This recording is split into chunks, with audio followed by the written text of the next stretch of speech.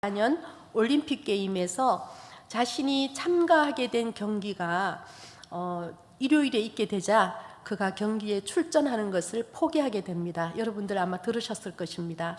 그런데 주일날 금메달을 딸 수 있는 실력을 가지고 있는 선수였는데 그것을 내려놓게 되는 것입니다. 예배를 우선시하기 위해서, 예배 드리기 위해서 자신이 금메달을 딸 수 있는 기회를 포기를 했습니다. 그리고 난 다음에 이분이 평일에 있는 경기에 자신의 주 종목이 아닌데 나가가지고 금메달을 땄습니다. 그리고 고국인 영국으로 돌아갔을 때 영웅으로 그야말로 국가적인 영웅이 되어서 환영을 받았습니다. 그런데 이분이 리델이 약 1년쯤 후에 어디로 가냐면 중국의 선교사로 가게 됩니다. 천진에 있는 대학에 가서 과학을 몇 년 동안 가르치는 가운데 제2차 세계대전이 발발해서 일본군에게 포로로 잡혀가게 됩니다. 근데 일본군의 포로로 잡혀가서 그 포로 수용소에 수감된 사람들이 1,800명이었다고 합니다. 그런데 그곳에서 이분이 어떤 일을 했냐면요, 그곳에서 그들의 육체적인 영적인 그런 필요를 채워줬는데 체조 시간을 운영하고요, 그리고 찬송가를 가르쳐주고 또 성경 공부를 인도하고, 그런데 그분이 그곳에서 1945년 2월 21일 날 석방되기 한 달 전에 그분이 그곳에서 뇌종양으로 숨을 거두게 됩니다. 우리는 그가 늘 그리스도를 섬기려는 헌신을 중심으로 자신의 삶을 꾸려갔다는 것을 볼 수 있습니다. 그냥 영국에 남아 있었다면 그가 국가적인 영웅으로서 아마 평생을 편안하게 살 수 있었고요. 그리고 중국에 있는 대학에서 또 편안하게 또 학생들을 가르칠 수 있는 그런 여건도 있었습니다. 그런데 일본군이 쳐들어온다는 그런 기미가 보였을 때 중국 땅을 떠나서 그가 포로가 되지 않을 수도 있었습니다. 그런데 그는 기꺼이 자신에게 주시는 주님의 그 명령에 순종하는 길을 따라갔던 것입니다. 하나님의 뜻을 따라서, 그가 정한 것은 우선순위를 따라서 내가 모든 것을 포기하는 그러한 삶을 살았던 것입니다.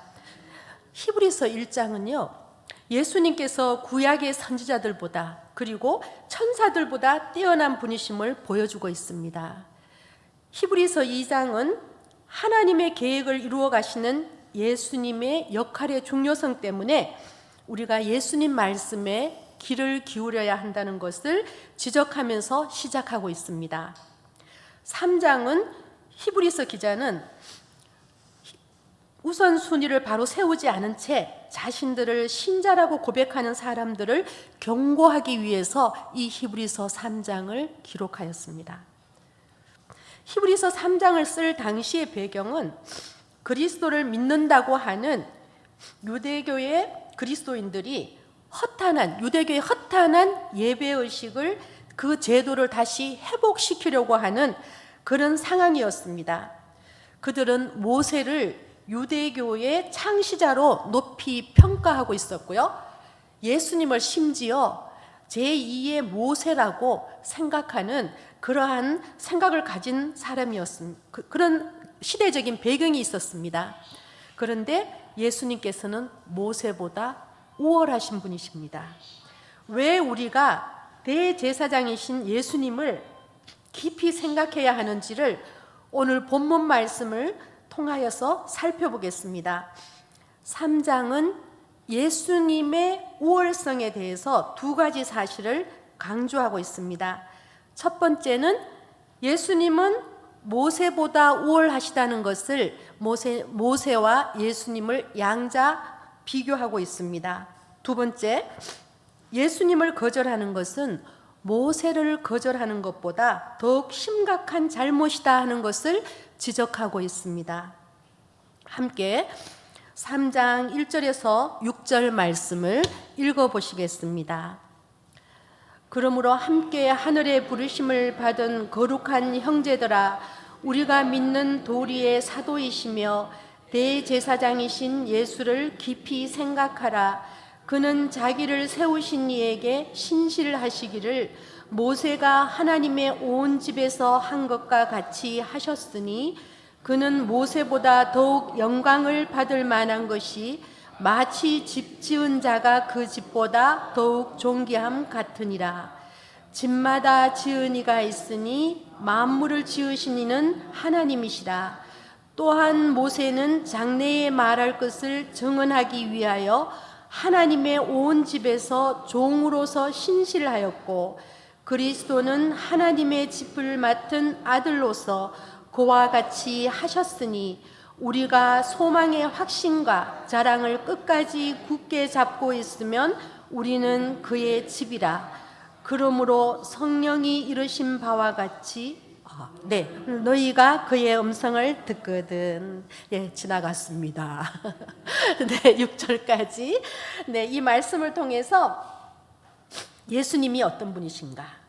모세와 비교해서, 모세는 장래에 말할 것을 증언하기 위해서 하나님의 집에서 종으로서 그가 헌신했다고 말씀하십니다. 그러나 예수님에 대해서는 하나님의 계획에 충성하였고 또 하나님의 집의 건축자이며 하나님의 집의 아들이라고 성경은 말씀하고 있습니다. 이렇게 예수님과 모세에 대해서 분명하게 양자 비교를 해줌으로 인해서 유대교를 믿는 그리스도인들이 다시 유대교로 돌아가지 못하도록 그렇게 이 기자는 지적하고 있는 것입니다. 그렇다면 모세를 따르던 하나님 백성들의 실패는 7절에서 19절에 나와 있습니다. 모세를 따르던 사람들은 따르는 그 실패는 당연한 기결이었습니다.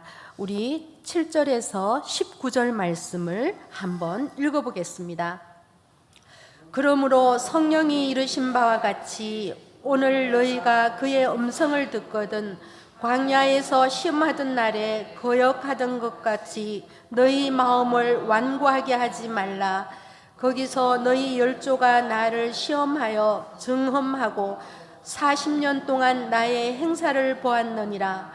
그러므로 내가 이 세대에게 노하여 이르기를 그들이 항상 마음이 미혹되어 내 길을 알지 못하는도다 하였고, 내가 노하여 맹세한 바와 같이 그들은 내 안식에 들어오지 못하리라 하였다 하였느니라. 형제들아, 너희는 삼가 혹 너희 중에 누가 믿지 아니하는 악한 마음을 품고 살아계신 하나님에게서 떨어질까 조심할 것이요, 오직 오늘이라 일컫는 동안에 매일 피차 건면하여 너희 중에 누구든지 죄의 유혹으로 완고하게 되지 않도록 하라. 우리가 시작할 때에 확신한 것을 끝까지 견고히 잡고 있으면 그리스도와 함께 참여한 자가 되리라. 성경에 일렀으되 오늘 너희가 그의 음성을 듣거든 경노하시게 하던 것 같이 너희 마음을 완고하게 하지 말라 하였으니, 듣고 경노하시게 하던 자가 누구냐? 모세를 따라 애굽에서 나온 모든 사람이 아니냐? 또 하나님이 40년 동안 누구에게 노하셨느냐? 그들의 시체가 광야에 엎드러진 범죄한 자들에게가 아니냐? 또 하나님이 누구에게 맹세하사 그의 안식에 들어오지 못하리라 하셨느냐? 곧 순종하지 아니하던 자들에게가 아니냐? 이로 보건대 그들이 믿지 아니하므로 능히 들어가지 못한 것이라. 아멘. 이들의 실패가 어떻습니까? 그들은 하나님의 말씀을 거절했습니다. 그로 인해서 죄의 유혹을 받을 수밖에 없었고, 그리고 하나님의 그 집에서 떨어져 나갈 위험에 처해 있었습니다. 그리고 마지막으로 성경은 분명하게 그들이 믿지 않았다고 경고하고 있습니다. 히브리서를 기록한 저자는 모세를 따르던 하나님의 백성들의 실패를 상세히 기록함으로써 믿음 때문에 박해를 당하고 때로는 학대를 당하고 투옥을 당하면서 재산을 잃게 되는 곤욕을 받는 가운데 그들이 유대교로 돌아가고자 하는 당시 그리스도인들에게 경고하고 있는 것입니다. 그렇다면 현재를 살고 있는 우리에게는 어떻게 우리의 삶에 이 말씀을 적용할 수 있을까요?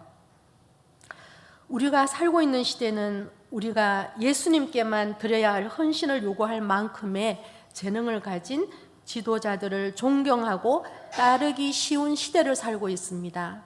큰 교회 목사님들, 또 훌륭한 지도자들, 그들이 훌륭하고 또 그들이 뛰어나다는 것은 인정하지만 우리가 예수님보다 그들을 더 따른다면 그것은 분명히 우리의 삶의 우선순위를 우리가 잘못 두고 있는 것입니다.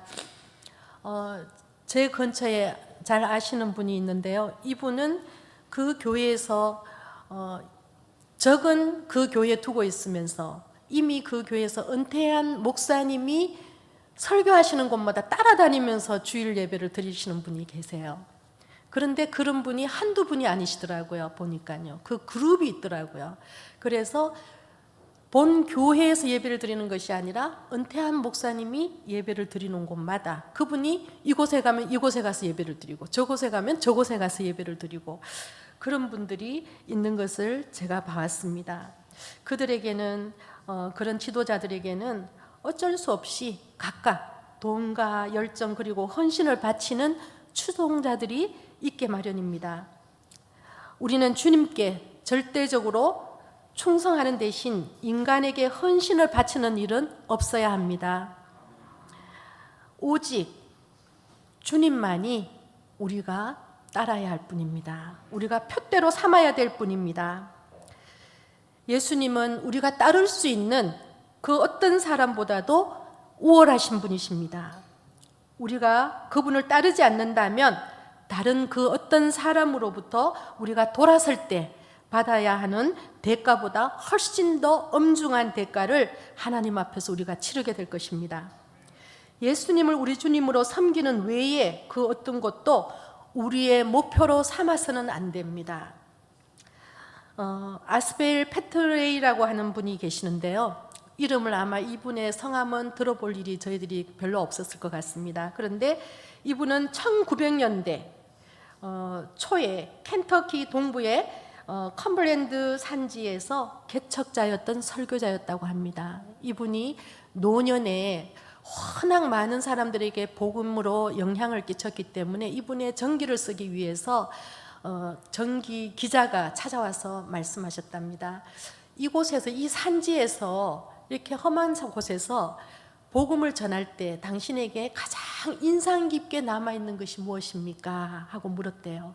그런데 이분이 언덕 너머에 하얀 예배당이 하얀색으로 칠해진 예배당이 조그마한 예배당이 있는데 그것을 가르치면서 제가 지난주에 저 교회의 예배당에서 초청을 받아서 갔습니다. 그런데 갔는데 출입구에서부터 안내하시는 분이 빨간 장미를 한 송이씩 주더래요. 그리고 예배 중간에 마지막쯤 돼서 목사님께서 교인들에게 선포를 하셨대요. 이분에게 복음을 받은 사람들은 자리에서 일어나서 이분에게 꽃을 달아드리십시오 하고 말씀하셨대요. 근데 교인들이 전부 빨간 장미를 한 송이씩 가지고 와서 몸에다가 달아주는데 달 데가 없어가지고 바지에도 달고 온몸에다가 빨간 장미를 다 달아줬대요. 그래서 이분이 하시는 말씀이 참 우스꽝스럽긴 하지만 내 모습이 우스꽝스럽긴 하지만 이와 같이 빚도 없이 어떤 대가도 바르지 않고 오직 복음 때문에 자신의 삶을 헌신하는 사람들이 우리가 듣지 못하고 보지 못했지만 이 지구상에는 곳곳에서 이 복음 때문에 수고하시는 분들이 있다는 것을 우리는 기억해야 될 것입니다. 그러나 우리가 이 말씀을 들을 때에 순교자의 이야기나 순교자의 성제를 찾아가거나 그런 것들을 우리가 보고 들을 때에 그분들이 위대하다고 생각하기 이전에 내가 그런 사람으로 살게 하소서 하는 결단이 필요한 것이지, 우리에게 모세와 같은 그런 분을 주신 이유는 그분들을 예수님보다 더 추종하라고 주신 것이 아닙니다. 우리에게 그와 같은 예수님을 따라가는 제자의 삶을 살도록 우리에게 주신 것입니다. 우리 교회는 7월 1일부터 8월 31일까지 기도 대행진을 이어가고 있습니다. 이 기도 대행진은 우리의 믿는 도리의 사도이신 대제사장이신 예수 그리스도를 따르는 삶을 살도록 우리의 체질을 바꾸는 그런 운동이 되어야 할 것입니다. 일시적으로 있는 그런 기도 모임이 아니라 우리가 참으로 예수님 중심으로 나의 삶의 우선순위를 바꾸는, 그렇게 우리의 체질을 바꾸는 기도의 체질, 말씀의 체질, 우리의 체질을 바꾸는 그러한 운동이 될 수 있도록 기도해야 될 것이고, 무엇보다도 성도들의 공예배를 참석을 위해서 기도를 많이 해주셔야 될 것 같습니다. 지금은 예배에 대해서 많은 사람들이 생각이 그냥 바쁘면 안 가도 되고 그냥 그렇게 생각하는 것 같습니다. 그러나 하나님께서는 우리가 그 정도로는 결코 이 세상을 이길 수 없다고 말씀하십니다. 우리가 주기도문을 왜 매일 합니까? 예수님께서 제자들이 기도를 가르쳐 달라고 했을 때 예수님께서 주기도문을 가르쳐 주셨는데, 그것이 우리가 하루를 살아가면서 필요한 내용이기 때문에 예수님께서 주기도문을 우리에게 주셨습니다. 우리가 믿는 도리, 사도신경을 예배 전에 하는 것과 예배를 끝날 때 주기도문을 하는 것은 우리에게 이것이 없으면 우리가 이 세상을 힘있게 살아갈 수 없기 때문에 우리에게 이것을 주신 것입니다.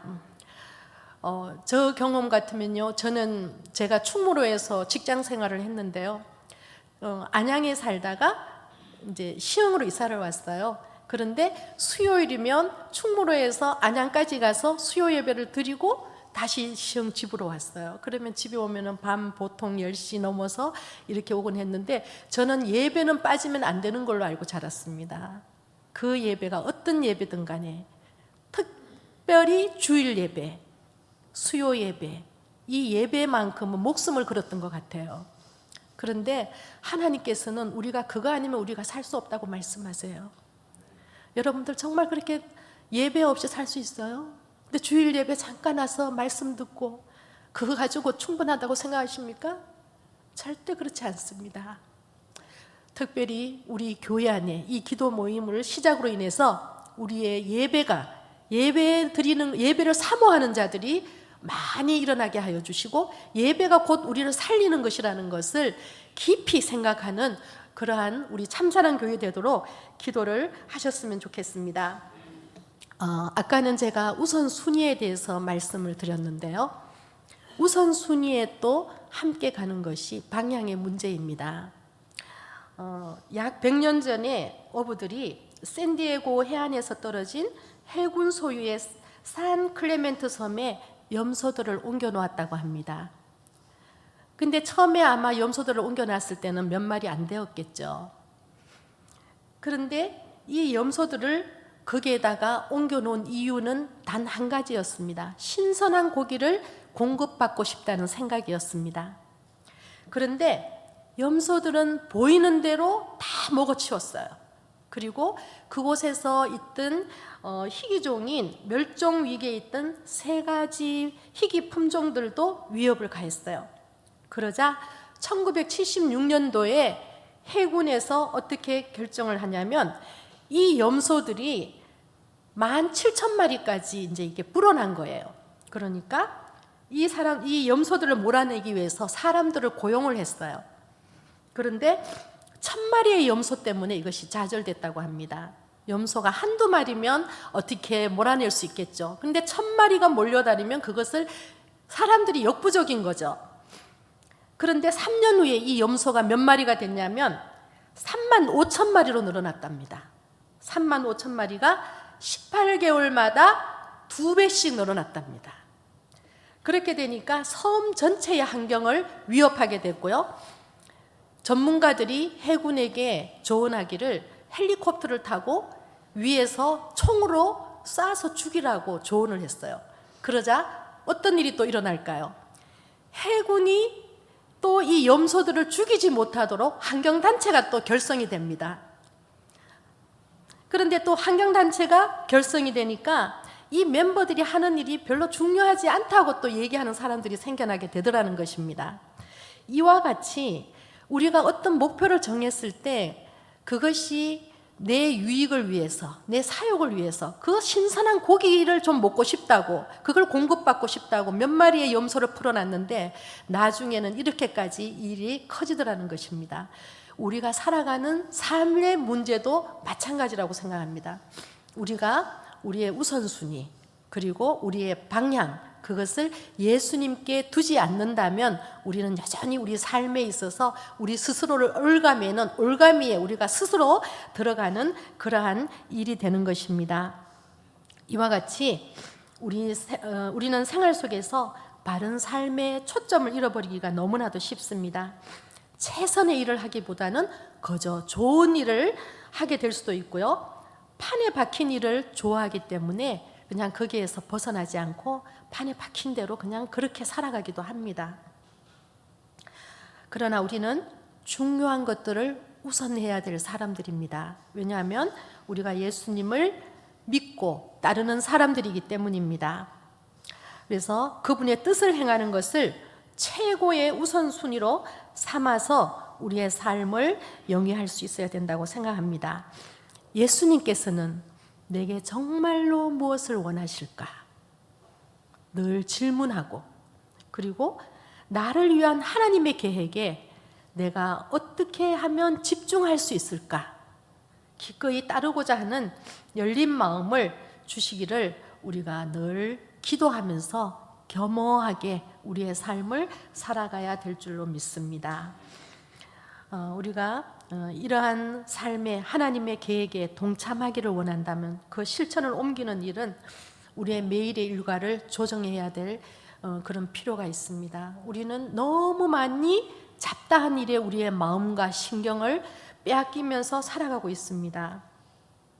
어떤 일들은 우선순위에 변화를 주기도 하고요. 또 어떤 일들은 덜 중요하면 그 일을 내 순위에서 빼기도 하고, 또 그리고 또 더 중요한 일은 우리가 추가를 하기도 하고, 내 하루의 삶 가운데 그 삶이 그대로 온전히 하나님께만 초점을 맞춰서 하나님이 기뻐하시는 삶의 방향으로 우리의 삶을 재조정하지 않는다면 우리는 여전히 날마다 우리의 삶은 곤고할 뿐입니다.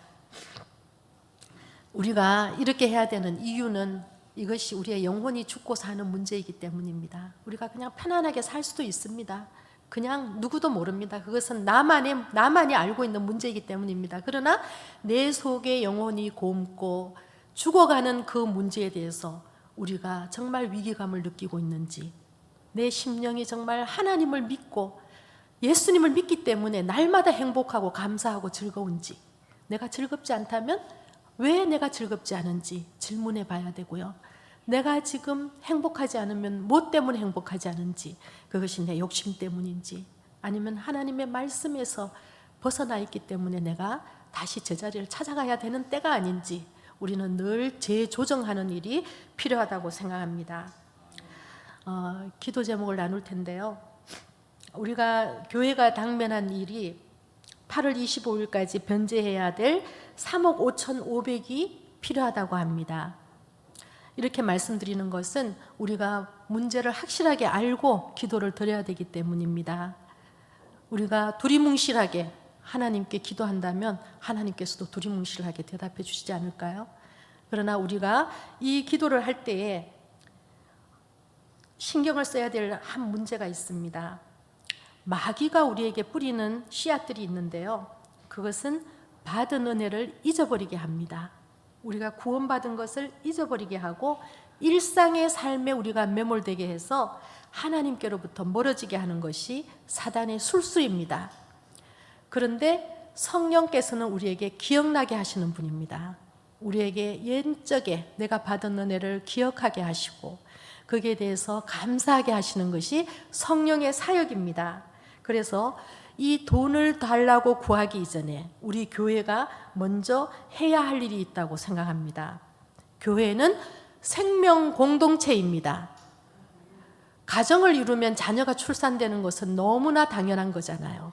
그런데 교회는 예수님의 피값으로 세워진 교회인데 구원받은 사람들은 있는데 그 사람들에게서 믿음이 믿음으로 흘러가지 아니함으로 인해서 새로운 생명이 들어오지 않는다면 고인물은 썩게 마련이고요. 그것은 언젠가는 문제가 터지게 마련인 것입니다. 그래서 이 교회가 새로워지기 위해서는 물갈이가 필요합니다. 계속해서 새로운 생명들을 우리가 영입할 수 있어야 되는데 그것이 우리가 예수님의 명령에 순종하는 것입니다. 전도하는 것입니다. 우리가 이 전도하는 일에 교회가 정말 전심을 다할 수 있고요. 그리고 또 한 가지 교회가 해야 될 일은 성도들을 훈련하는 것입니다. 성도들을 선한 청지기로 세워서 세상으로 파송하는 이 일, 전도하는 것과 성도들을 온전하게 세워가는 이 일, 두 가지 일을 우리 교회가 먼저 하면서 우리가 하나님 앞에 구해야 할 것은 하나님, 예배 공동체를 우리에게 예배 공동체를 허락하여 주시옵소서. 이 교회가 정말 우리 아이들이 후세대들이 말씀으로 양육받고 우리 성도님들이 말씀을 통해서 하나님께서 우리의 기도를 들어주시고 하나님께서 우리 교회를 사랑하시고 하나님께서 우리 교회에 부어주시는 은혜가 있다는 것을 체험함으로 인해 가지고 하나님 우리가 영혼이 살아나게 하여 주시옵소서. 그렇게 하나님 그래서 우리를 도와주십시오. 이렇게 기도할 수 있어야 됩니다. 우리는 하나님께 기도할 때 두리뭉실하게 기도하지 마십시오. 구체적으로 그것이 확신이 나중에 그것이 응답되었는지 안 되었는지 확인이 가능한 정도로 분명하게 하나님께 기도하는 것이 우리는 필요합니다. 하나님께서는 물론 우리가 필요한 것들을 다 알고 계시죠. 다 알고 계시지만 우리가 하나님 앞에 믿음으로 구하는 그것을 하나님께서는 기뻐하십니다. 그리고 거기에 더 붙여서 우리가 드리는 중보 기도를 기뻐 받으시는 분이십니다. 우리가 우리 안에 있는 편찮으신 분들, 그런 분들을 위해서 기도를 잊지 않고 하시는 여러분들이 되시길 원합니다. 우리 집사님 반주를 좀 해주시겠어요? 하나님의 은혜를 구하는 기도를 드리시겠습니다. 정말 우리 교회가 나아갈 길이 무엇인지 하나님께서 예비하실 것이 분명히 있으실 텐데 우리가 하나님의 뜻을 분별해서 그대로 살지 못함으로 그 기회를 놓쳐버리는 우를 범하지 않도록 먼저 우리 교회가 이 일에 열심을 다하게 하여 주시옵소서. 그리고 대제사장 되신 예수를 깊이 생각하는 우리 참사랑 공동체 되게 하여 주시옵소서. 기도드리시겠습니다.